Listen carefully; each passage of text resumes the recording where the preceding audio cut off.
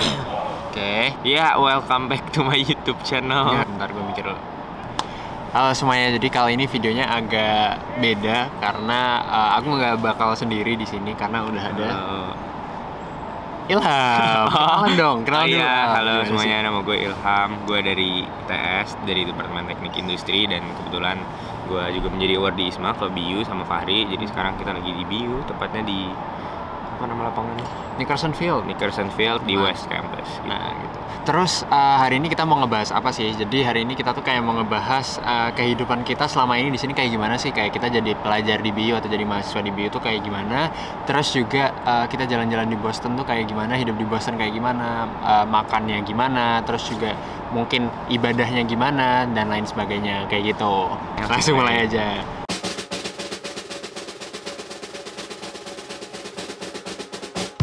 Oke, yang pertama soal belajar dulu pastinya, karena kita kan di sini untuk belajar ya, Ham ya. Betul. Bukan untuk jalan-jalan ya. Jalan-jalan boleh. Boleh, tapi belajar juga jangan. Belajar yang paling gitu. utama. Betul. Kayak gitu kan. Sebelumnya mungkin kita perlu kasih tahu dulu nih ke teman-teman kita tuh ambil kelas apa aja sih. Nah, mungkin mulai dari aku dulu kali ya. Sebagian besar mata kuliah yang ditawarin di BU ini adalah mata kuliah yang kaitannya sama bisnis dan manajemen. Jadi kita kesini tuh kita masuk ke college-nya atau apa ya, fakultasnya gitu lah.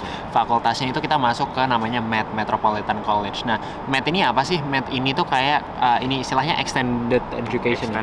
Education. Jadi kayak dia tuh kayak tidak hanya terbuka untuk mahasiswa, tapi juga untuk pekerja-pekerja yang lagi nyari kayak kelas tambahan kayak gitu.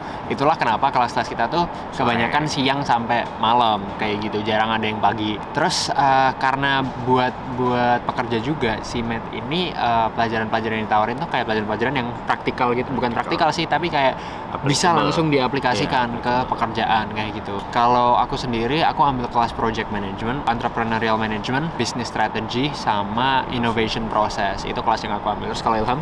Kalau aku ngambil operations management, innovation process juga bareng Fahri, terus ada entrepreneurial management juga bareng Fahri, dan satu lagi ada international business management. Oh, sama PDP juga? Sama PDP ada kelas. Jadi pas masuk BU kita tuh dapat jatah 2 kelas PDP, dia tuh kayak rekreasi gitu, macam-macam. Ada olahraga dan macam-macam, dan aku ngambilnya kelas memasak. Jadi kan jauh-jauh ke Boston latihan masak gitu. Kalau aku ambil tenis kayak gitu.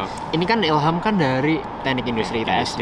Nah, itu kan agak mungkin masih agak nyambung dikit. Agak nyambung sih, tapi kayak gimana ini akan membantu karir lo gitu. That's what I'm trying to say. Iya, oke. Jadi kalau buat kalian yang nggak tahu, teknik industri itu disiplin ilmunya luas banget. Jadi kalau Fahri kan teknik mesin, dia ya udah ke situ arahnya. Kalau TI itu ada ada belajar teknik mesin dikit banget juga, dan campur-campur lah, dan salah satu bidangnya juga ada manajemen. Nah, karena tentunya departemenku teknik industri bukan manajemen, aku nggak bisa pursue bidang manajemen sedalam itu kalau di kampus asalku. Makanya aku mumpung di sini, ya udah, aku juga kebetulan tertarik ke daerah sana, jadi ya udah aku ambil aja tuh course manajemen. Jadi balik nanti ke Indonesia di ITS bakal aku fokusin lagi ke bidang-bidang tekniknya. Jadi istilahnya ya skillku lebih diverse lah. Kalau aku sendiri ya bener sih tadi kayak yang diomongin Ilham, kayak teknik mesin itu banyak skillnya, banyak pelajarannya dia tuh yang dia belajar teknikal banget. Tapi menurut aku sendiri sebenarnya tuh engineering tuh selalu cocok untuk di-couple sama entrepreneurship atau manajemen kayak gitu. Karena tuh sebenarnya dua disiplin ilmu itu berhubungan kayak gitu menurut aku ya. Jadi kayak sebenarnya aku di sini tuh sangat-sangat ngebantu banget aku bisa ngambil pelajaran-pelajaran terkait bisnis sama manajemen, karena kayak itu akan membantu aku untuk menghubungkan ilmu yang aku punya di teknik mesin dengan bagian kewirausahaannya atau bagian manajemennya atau strategi bisnisnya kayak gitu. Nah, terus aku mau tanya nih, dari yang kamu rasa ini proses belajar mengajar di kelas tuh kayak gimana sih? Terus kayak profesornya kayak gimana? Mungkin bedanya sama di Indo atau di universitas kamu di ITS kayak gimana? Gimana ya? Jadi kan BU ini sendiri tuh jenisnya liberal arts college ya kalau nggak salah. Di sini kalau buat yang non exchange student kayak kita itu mereka emang bisa milih matkul bebas banyak banget. Dan nggak tahu kenapa jadinya tuh profesornya pun ngajarnya nggak tahu ya ini di MET doang atau di yang lain juga, tapi agak generalis banget gitu. Misalnya kalau kalian di Indonesia kan kalian belajar, oke, misalnya bakal bilang kayak oke, hari ini kita belajar ini begini, terus diskusi kan. Kalau ini tuh kayak dosen yang pengalamanku ya dikit gitu yang ngajar di kelasnya, lebih banyak kan diskusi. Salah satu kelasku tuh misalnya yang aku nggak mau sebut, ntar dosennya tahu gitu. Kayak udah kayak dia ngasih kita kayak pertanyaan-pertanyaan, disiapin, kita jawab, begitu masuk kelas diskusi, udah gitu doang. Dia ngajarnya dikit banget gitu. Jadi kayak ya mau nggak mau kalian harus belajar sendiri gitu, nggak bisa ngandelin kelas doang, karena kalau kayak gitu Tapi menurut kamu itu a good thing nggak? bisa tergantung orangnya kalau kayak gitu. Kalau emang orangnya lebih suka belajar sendiri dengan pace-nya masing-masing ya tentu itu bagus. Cuma kadang ada orang yang emang mesti dituntun, mesti dipaksa ngikut begini. Kalau mereka kayak gini ya nggak belajar jadinya. Gitu. Kalau kamu pribadi?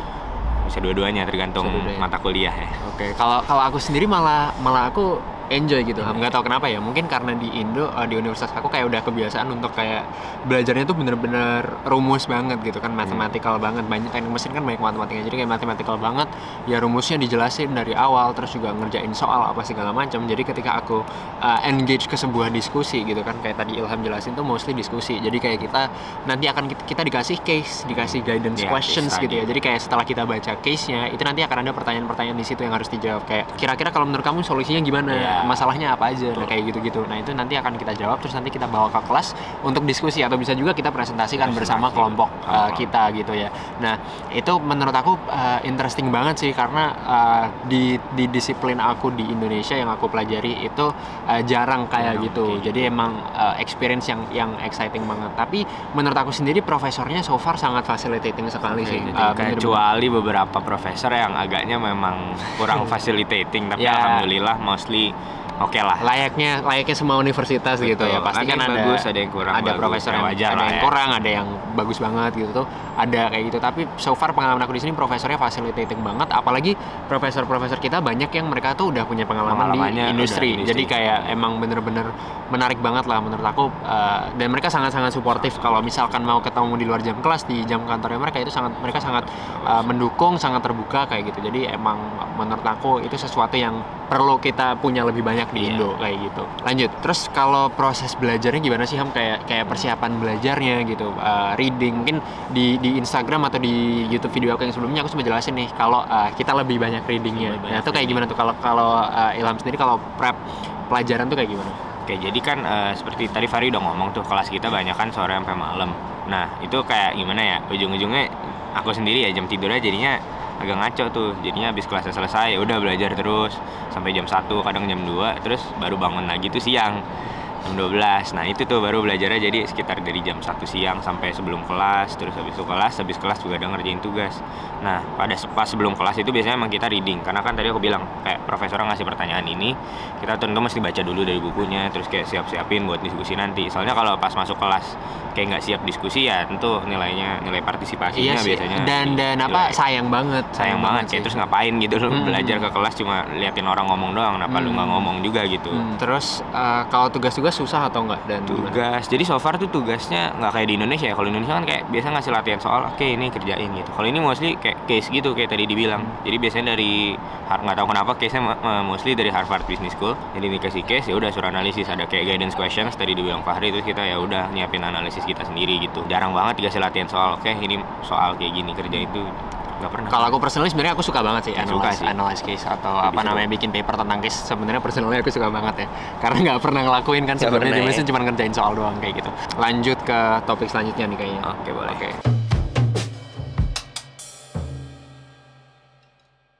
Oke, next kita bakal bahas tentang situasi COVID-nya nih di Amerika tuh kayak gimana? Kayak gimana sih setahu kamu kondisi COVID di Amerika secara umum? Jadi setahu aku mostly, nggak tahu ya, sebagian lumayan banyak lah, kayak 60 juga. Mungkin di Boston atau di Massachusetts gitu? Di Boston specifically itu termasuk yang vaksinasinya lumayan tinggi setahu aku. Jadi kayak kalau kalian keluar gitu, orang di luar ya kebanyakan itu udah nggak pakai masker. Tapi di dalam ruangan mayoritas masih wajib pakai masker. Itu state law-nya ya, peraturan dari Massachusetts-nya. Terus kalau kondisi di BU sendiri gimana? Menurut kayak orang-orangnya di jalan, terus juga kalau di kelas aturan-aturannya kayak gimana kayak gitu? Kalau di BU ya karena masih di dalam Boston tentunya peraturannya akan ngikut. Jadi kalau di luar nggak wajib pakai masker, kayak ini kita juga nggak pakai masker, orang di situ juga pada nggak pakai masker. Tapi begitu masuk kelas harus pakai masker. Kecuali lagi ngomong, kalau emang lagi ngomong, lagi presentasi misalnya nggak apa-apa nggak pakai masker. Cuma habis itu selain itu disaranin pakai masker. Terus juga kalau pokoknya tiap kali masuk ruangan ya, nggak cuma di BU doang. Kalau mau beli mau beli ke minimarket gitu misalnya, atau mau ke restoran itu mesti pakai dulu. Walaupun kalau mau makan juga dibuka. Pas makan pasti dibuka dong. Iya, pas masuk harus dipakai kayak gitu. Nah terus kita kan ada ini nih, ada kayak green badge, ada badge. Terus juga ada kewajiban buat tes COVID. Nah mungkin bisa dibuka ini sama-sama. Jadi untuk misalnya kita mau masuk dorm atau mau masuk dining hall itu kita harus nunjukin green badge kayak gini. Jadi ada nama aku, student ID, terus ya warnanya hijau pokoknya. Nah untuk dapetinnya tuh tiap hari kita mesti ngisi kayak survei form, apakah nyatain apakah kita ada simptom COVID atau enggak. Kalau nggak ada ya hijau, kalau ada mesti ditelepon sama student health service kayak puskesmasnya gitulah. Terus setiap minggu kita juga mesti tes COVID, tes sendiri, ada tes PCR kan itu jatuh. Iya, tes PCR. PCR tapi kayak sendiri gitu, terus ya. Dan gampang banget kan? Gampang banget, nggak usah dicolok sampai dalam tidak gitu, menyakitkan. Kayak udah selesai gitu. Bener-bener santuy banget, tinggal bikin appointment, datang dan itu kayak 1 menit jadi. 1 menit jadi. Literally bener-bener 1 menit Gak jadi. sampai berair mata kayak 1 menit selesai maksudnya. Hasilnya paling lama 24 jam. Kayak gitu. Dan iya kalau hasil tesnya positif tentu nanti bakal ditelepon, kita di karantina. Kayak selama gitu. nggak positif bakal hijau kayak tadi.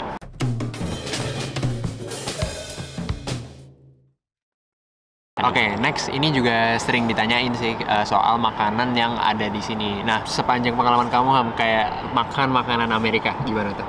Aduh, makanannya tuh terutama di dining hall ini nggak ada rasanya nih, maaf banget nih kepada pegawai-pegawai BU dining service. Cuma kayak aduh nggak tahu emang paletnya kan, palet apa sih bahasa Indonesia? Palet rasanya kan beda ya, kayak mereka mungkin nggak sesensitif kita. Jadi kalau misalnya dikasih yang ada rasanya dikit tuh suka entah keasinan lah, terlalu pedes lah buat mereka. Tapi ya buat orang Asia jadinya nggak ada rasanya gitu. Jadi agak susah. Kalau aku sendiri yang aku nggak suka adalah kebetulan aku nggak terlalu bisa sering-sering makan makanan manis gitu. Jadi kayak padahal di sini makanannya tuh banyak makanan yang manis dan apa kayak roti-rotian kayak manis. gitu. Itu jatuhnya manis banget makanannya. Jadi ya itu sih paling. Cuma untungnya di dining hall mereka masih menyediakan makanan Asia gitu lah, makanan Asia, India, terus juga ada stir fry pakai nasi, itu bisa kita combine sendiri kayak gitu. Jadi ya masih oke lah, meskipun juga makanan Asianya di dining hall itu ya at least lebih baik lah ya daripada makan burger mulu ya. Kadang-kadang sih makan burger enak, tapi kayak kalau keseringan ya bosen juga gitu. Nggak bisa, lidah kita nggak bisa. Terus nih banyak juga yang tanya kalau nyari makanan halal di sini tuh gampang atau enggak sih? Jadi ke dining hall dulu nih. Jadi kalau di dining hall tuh setiap hari kalian bisa cek menunya di websitenya, dan di situ ada tandanya halal atau enggak. Dan di dalam dining hall juga ada. Jadi kalau kalian strictly butuh yang halal, sourcingnya juga halal, procurementnya juga halal tuh ada di dining hall. Tapi itu biasanya nggak begitu enak, kayak rasanya ya udah gitu. Nah kalau misalnya kalian mau nyari di luar, banyak di daerah sini tuh ada misalnya makanan Asia sih, mostly kayak India gitu kan.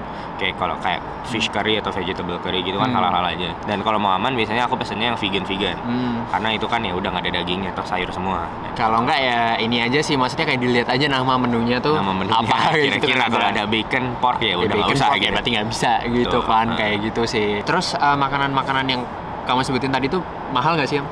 Jadi kalau makan paling murah tuh biasanya seporsi sekitar $9 lah itu ya standar. Ya kalau di restoran more than that lah, sampai 15. Iya, kalau itu biasanya mungkin yang fast food ya. Iya. Kalau yang agak restoran duduk makan biasanya ya 12-15 lah seporsi itu, karena udah sama tip sama teks segala. Ya kayak di sini sebenarnya tuh ngasih tip tuh nggak ada aturannya sih, nggak ada aturan yang ngomong ngasih tip. Cuma kayak kalau misalkan kalian nggak ngasih tip nih di restoran sini itu kayak iya nggak cuma dijudesin sih, kadang kayak waiternya tuh ngerasa something wrong gitu, kayak loh ini kenapa kok aku nggak dikasih tip, adakah yang salah dengan makanannya dan lain sebagainya kayak gitu. Jadi ya aturan tidak tertulis lah sebenarnya ngasih tip. Nah, ada minimal tuh 15% ya biasanya.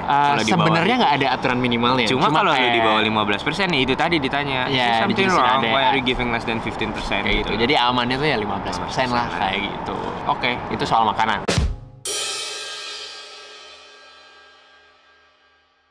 Next kita bakalan bahas tentang cuaca nih sama iklim di Boston nih. Nah, so far gimana nih yang Ilham rasain? So far tuh agak fluktuatif ya. Pertama mulai dari datang kan kita dengarnya Boston dingin nih, Northeastern United States, bakal dingin. New England. Kita datang malam ya, jadi kayak ya udah adem-adem aja. Begitu pagi kita mau tes COVID tuh hari pertama, outfitnya udah kayak udah celana panjang, kaos lengan panjang kalau nggak salah gue pakai itu, kayak gue expect bakal dingin dong. Taunya panas banget, 20-an itu beneran kayak sama aja kayak di Jakarta gitu kayak. Bener. Ya Allah, kira bakal Itu dingin. panas banget, keringetan. Tapi mulai masuk bulan Oktober Oktober kemarin, tuh tiba-tiba dingin. Anginnya juga waktu itu sempat anginnya kencang banget sampai 25-an kilometer per jam. Suhunya sih cuma kayak 12-13, cuma itu parah dingin banget karena anginnya itu. akhirnya nih kita sekarang di bulan November kayak gitu. Kemarin tuh sempat kayak sehari itu paling tinggi cuma 9, rendahnya 1-2 derajat. Cuma hari ini kebetulan lagi cerah ya. Hari ini beberapa hari ini lagi cerah, lagi enak banget suasana musim gugur banget lah. Ini kayak enak daunnya banget buat kuning-kuning. piknik gitu-gitu tuh. Ini enak banget. Ini beberapa hari ini. Suhunya cuma 18 derajat. Tapi minggu depan balik lagi. Minggu depan Balik lagi. denger-denger rendahnya -1 gitu. Jadi kita lihat aja nanti. Winter is coming lah Winter is ya. coming. Kayak gitu. Terus salju, akankah kita dapat salju? Aduh, semoga ya, gue belum pernah lihat salju soalnya. Kalau aku tanya teman-teman aku di sini sih kayak di akhir November itu ada kemungkinan Biasanya. salju datang tuh, Bahkan biasanya datang. Tahun lalu katanya akhir Oktober tuh ada salju, cuma tahun ini Aneh banget tahun lalu. Ya kayak gitu. Kalau tahun ini ya Nah, biasanya itu katanya sih efek November tuh climate udah change. November akhir udah mulai bersalju. Tapi yang jelas semoga sih Desember sebelum pulang kita Semoga ya dapat sebelum salju ya. Kita pulang pengen dapat ngerasain salju, aja iya, sih. sama. Pasti dingin banget sih, cuma kayak ya udahlah Ya kita udah, pengen kapan ngerasain lagi kayak dingin. gitu. Jadi itu soal cuaca.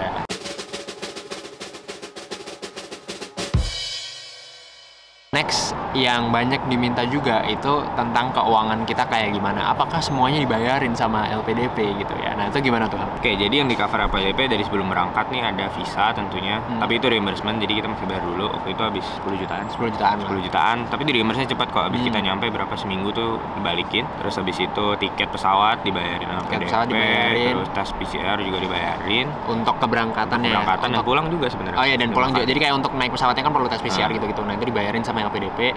Terus juga kita dikasih uang Asuransi. jajan. Oh iya, asuransi dibayarin, tuition pastinya dibayarin dong dibayarin gimana caranya.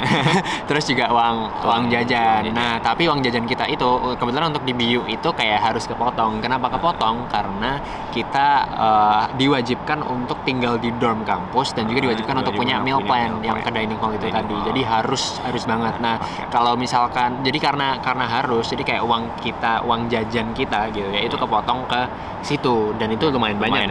Lumayan banyak. Ini aku akan bikin satu video lagi entah sama siapa, mungkin sama Ilham atau sama yang lain untuk ngebahas ini. Tapi untuk ngebahas ini, tapi apa namanya ditunggu dulu aja detailed breakdownnya kayak gitu. Yang jelas ya uang kita cukup lah ya. Cukup sebenarnya kan cukup banget. Karena sebenarnya kita nggak bawa uang juga bisa karena makan udah ada di dining hall itu kita dapat jatah berapa? 14 kali per minggu. 14 kali per minggu. 2 kali per hari itu cukup banget. Itu cukup banget. Dan kalau naik kereta tuh $2,4 sekali jalan, jadi itu bisa nyampe ujung. Pokoknya 2,4. Cukup Kalau lah. masih dekat ya jalan buat lah. buat belanja gitu tuh masih bisa asal diatur dengan baik juga asal kayak nggak gitu. salah ya belanjanya. Gitu. Ditunggu aja pokoknya breakdownnya.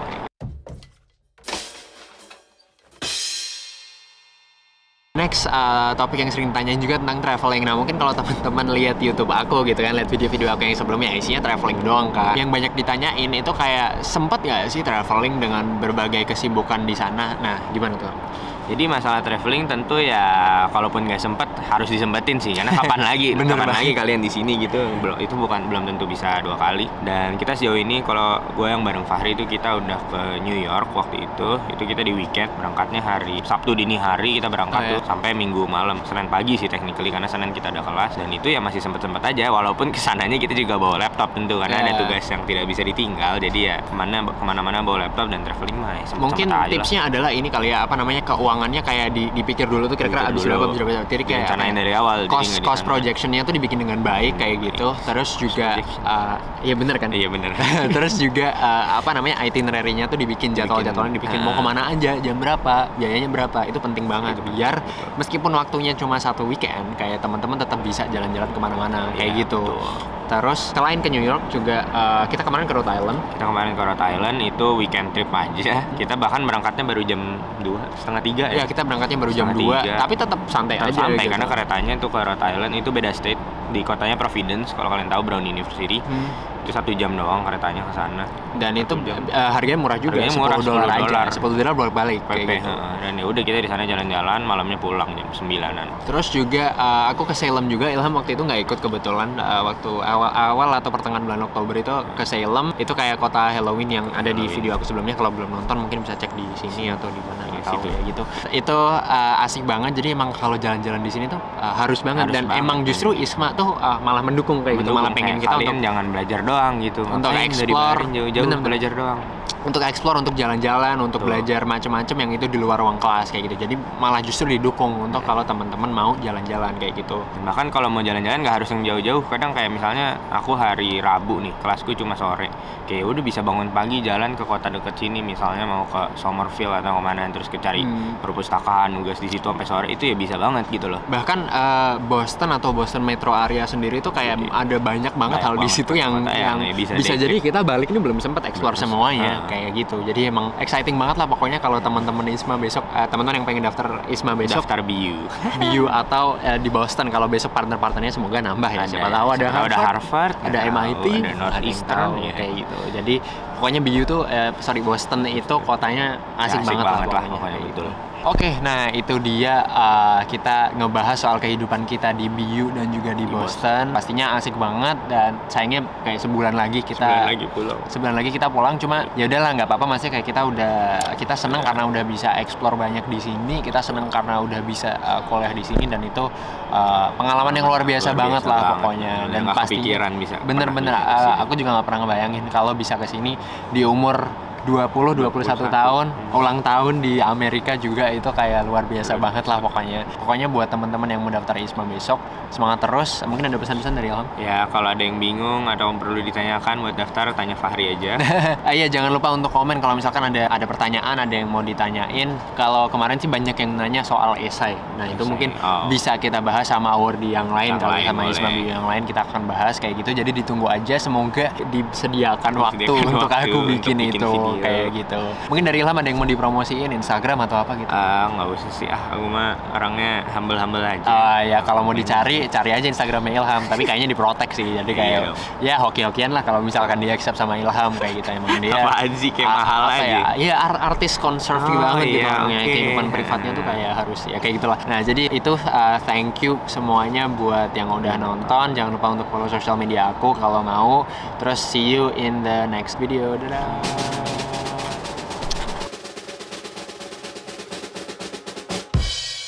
Begitu.